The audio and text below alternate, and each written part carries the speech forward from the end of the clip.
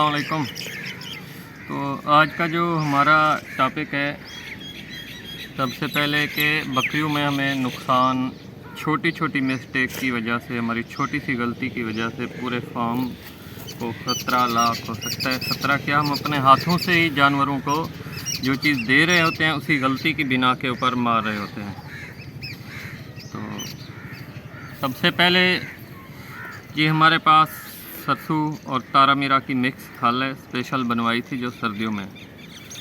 अब इसके इस्तेमाल करने का वक्त आ गया है, किस तरीके से इसे इस्तेमाल करना है और उसके बाद इसकी क्या अफादियत है वो भी आपको मुकम्मल डिटेल के साथ बताएंगे। आज हमसे एक गलती हुई है, वो गलती ये हुई है कि हमने इसको जिस जगह के ऊपर रखा था वो हमारी मिस मैनेजमेंट थी। ठीक तरीके से हमें ये सोच नहीं आई थी। सबसे पहले यही कि अगर इंसान से कोई गलती होती है ना, वो अपनी गलती तस्लीम करे।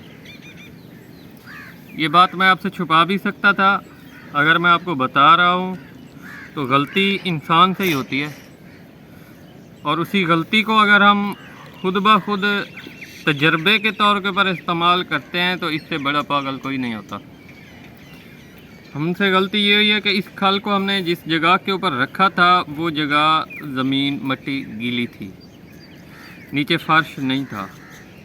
तो उसके बाद अब इसके साथ जो मसला हुआ है वो ये हुआ है, दरपेश आया है कि ये आपके सामने है, आप देख रहे हैं।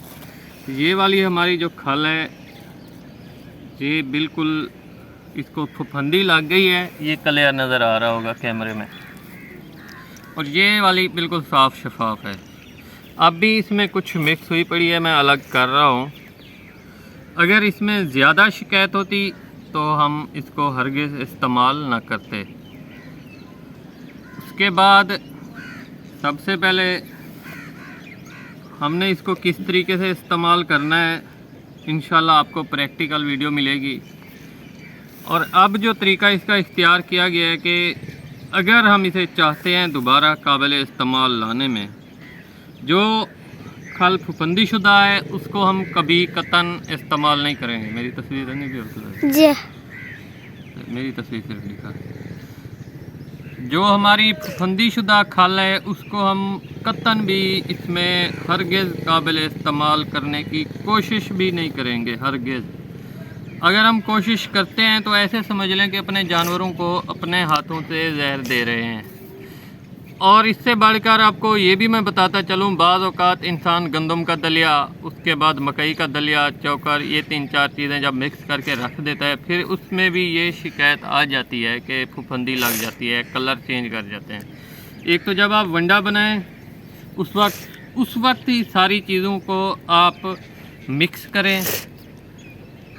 उसके बाद ख़ास तौर के ऊपर आपके पास टॉक्सन बाइंडर नहीं होता ना, जिसकी वजह से ये इस टॉक्सन को फफंदी ना लगने दे जो आप वंडा बना रहे होते हैं। अगर आपके पास है तो आप उस तरतीब से मिक्स कर सकते हैं और उसकी रेशो के मुताबिक जितना आप वज़न बना रहे हैं वंडे का, उसके मुताबिक टॉक्सन बाइंडर इस्तेमाल करना पड़ता है।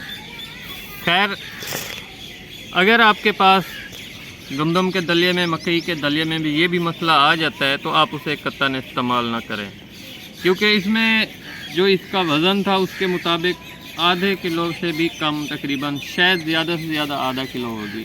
जो ख़राब है वो वाज़े क्लियर नज़र आ रही है। अब ये जो सारी है ये सारी ठीक पड़ी है। अब इसको काबिल इस्तेमाल बनाने के लिए इसको हम अभी धूप लगवा रहे हैं।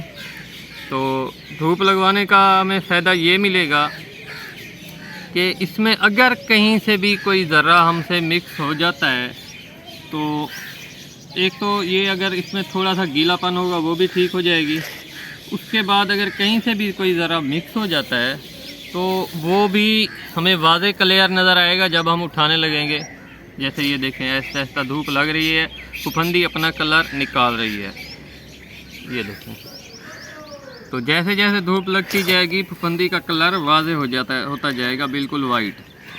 तो जो हमारी ठीक और साफ़ सुथरी खल होगी वो बाकी बच जाएगी। और अगर इसमें कोई हल्की फुल्की स्मेल, बू वगैरह होगी फफंदी की वजह से, तो ख़राब होने की वजह से, वो भी ख़त्म हो जाएगी, जिसकी वजह से हमारे जानवर इसे बिल्कुल ईज़िली खा सकेंगे और जिस मकसद के लिए हम इस्तेमाल कर रहे हैं वो भी हमारा मकसद पूरा हो जाएगा। तो इंशाल्लाह नेक्स्ट वीडियो में मिलते हैं। दुआओं में याद रखिएगा। अगर कभी इंसान से कोई गलती हो जाती है तो वो अपनी गलती तस्लीम करे और उसी गलती को रिपीट दोबारा भी ना करे और अपने दोस्तों तक भी इस मैसेज को पहुंचाए ताकि उनका कभी कोई ऐसा नुकसान हो या इस मसले का उनको कभी सामना करना पड़े, क्योंकि आप हमारे देखने वाले हैं, चाहने वाले हैं। तो आपको अगर इस मसाइल का कभी सामना करना पड़े तो इसको किस तरीके से हल करना है।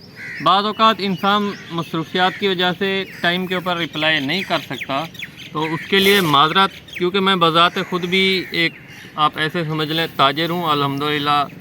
अब वैसे सब जानते हैं अल-नूर क्लॉथ हाउस और अल-नूर गोट फार्म, दोनों को सबसे पहले अल्लाह पाक और उसके बाद फिर मेरी मलकियत है, उसमें उन दोनों को मैनेजमेंट करना और उस दोनों निज़ाम को चलाना, फिर आप सब समझदार हैं।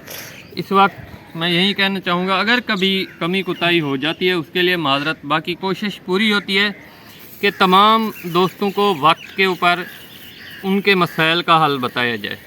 इंशाल्लाह नेक्स्ट वीडियो में मिलते हैं।